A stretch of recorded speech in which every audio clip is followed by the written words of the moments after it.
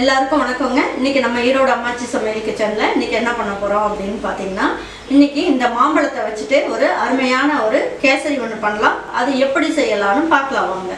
நம்மளோட சேனல்ல சப்ஸ்கிரைப் பண்ணாதவங்க சப்ஸ்கிரைப் பண்ணிக்கோங்க. சமையல் குறிப்புகள்லாம் உடனே உங்களுக்கு வேணும்னு நினைச்சீங்கன்னா பக்கத்துல இருக்க பெல் பட்டனை அழுத்தி வச்சுக்கோங்க. இந்த மாம்பழத்தை வந்து ஃபர்ஸ்ட் நம்ம தோல் எடுத்துடலாம்.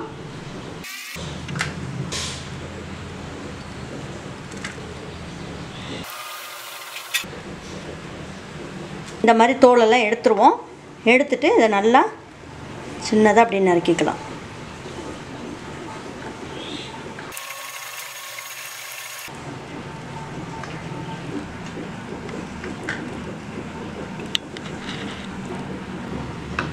இந்த மாதிரி நறுக்கிட்டு இந்த சைடும் கொஞ்சம் இந்த மாதிரி நறுக்கிக்கலாம்.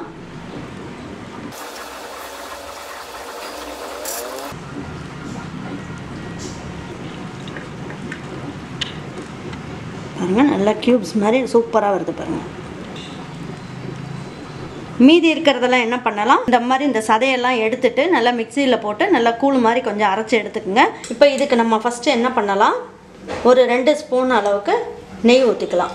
இதில் 1 கப்பு அளவுக்கு ரவை எடுக்கிறேன். இது வந்து தலை தட்டி தான் இருக்குது. இங்கே பாருங்கள், இந்த ரவுண்டுக்கு உள்ளேயே தான் இருக்குது. சர்க்கரை எவ்வளோன்னு பார்த்தீங்கன்னா 1.25 கப் அளவுக்கு எடுக்கணும்.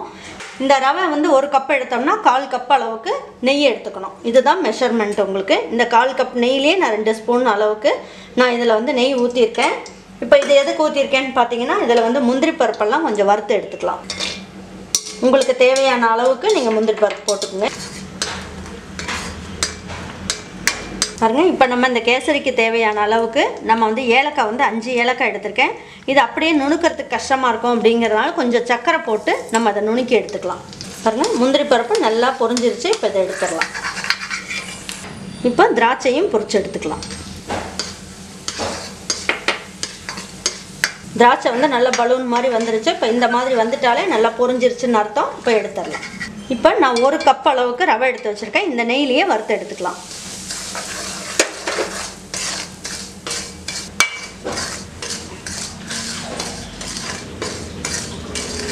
அதை வந்து நல்லா வறுத்தாச்சு. இப்போ தனியாக எடுத்துக்கலாம். இது நல்லா கருக விட்டுறாமல் நீங்கள் வறுத்து எடுத்துக்கணும். இதில் 1 கப் அளவுக்கு ரவை எடுத்தேன் இல்லைங்களா, இதில் 3 கப் அளவுக்கு தண்ணி எடுத்துக்கணும். 1 2 மீதி இருக்க நெய்யை இதிலேயே ஊற்றிடலாம். இதுக்கு வந்து நான் இன்றைக்கி கேசரி பவுடர் போடுறேன். உங்களுக்கு வேணும்னா போட்டுக்குங்க, இல்லைன்னா இதை அவாய்ட் பண்ணிக்கலாம்.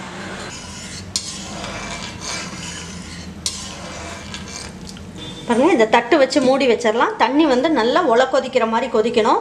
அப்படி கொதிச்சதுன்னா ரவை போட்ட உடனே நமக்கு வந்து நல்லா வெந்துடும். பூ மாதிரி நல்லா வெந்துடும். நல்லா கொதிச்சிருச்சு. இப்போ நம்ம என்ன பண்ணலாம், நம்ம எடுத்து வச்ச ரவையை இதில் போட்டுடலாம்.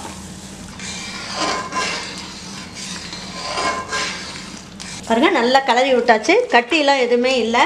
இப்போ ஒரு தட்டை வச்சு மூடி வச்சிடலாம். ஒரு 2 நிமிஷத்துக்கு நல்லா வேகட்டும். சர்க்கரையும் ஏலக்காயும் நம்ம வந்து மிக்சியில் போட்டு தூள் பண்ணோம் இல்லைங்களா, இந்த தோல் நிறைய தெரியும். அதனால நீங்கள் ஒரு ஜல்லடை இந்த மாதிரி டீ வடிகட்டுறதுல வச்சு நல்லா இந்த மாதிரி ஜலிச்சிட்டிங்கன்னா உங்களுக்கு வந்து அந்த ஏலக்காயோட அந்த கொட்டையும் அந்த தோலும் இல்லாமல் இந்த எசன்ஸ் ஃபுல்லாக இதில் இறங்கிடும். பாருங்கள், இப்போ எடுத்து பார்க்கலாம் இது எப்படி வெந்திருக்குன்ட்டு.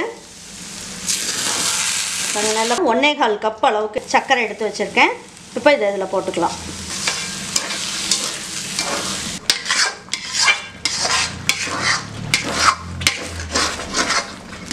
நம்ம போட்ட ரவை எல்லாமே நல்லா வெந்துருச்சு. எல்லாம் ஒன்றா சேர்ந்து நல்லா வந்துருச்சு. இப்போ நம்ம 1 கப் அளவுக்கு ரவை எடுத்தோம் அப்படின்னா இதில் 1/2 கப் அளவுக்கு மாம்பழத்தோட பல்ப் இருக்குது இல்லைங்களா, அது நல்லா கூழ் மாதிரி அரைச்சாச்சு. இப்போ அதில் போட்டுடலாம்.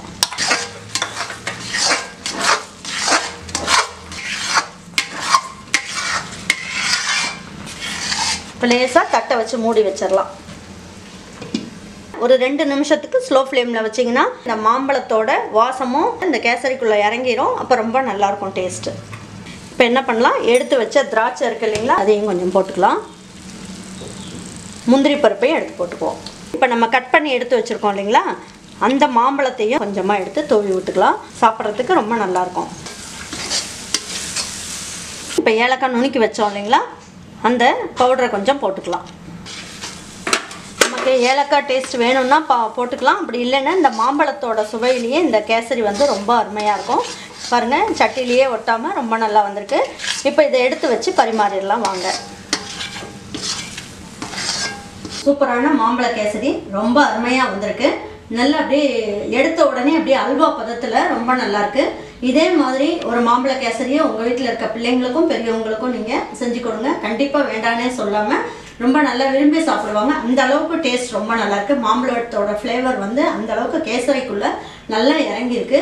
கண்டிப்பாக நீங்கள் இந்த சீசனில் நம்ம வீட்டில் இருக்க பிள்ளைங்களுக்கு இந்த மாதிரி ஒரு கேசரி செஞ்சு கொடுத்துட்டு அவங்களுக்கு பிடிச்சிருந்ததுன்னா லைக் பண்ணுங்கள், ஷேர் பண்ணுங்கள், சப்ஸ்கிரைப் பண்ணுங்கள், மறந்துடாமல் கமெண்ட்ஸ் பண்ணுங்கள். தேங்க்யூ ஃபார் வாட்சிங் ஈரோடு அம்மாச்சி சமையல். தேங்க்யூ.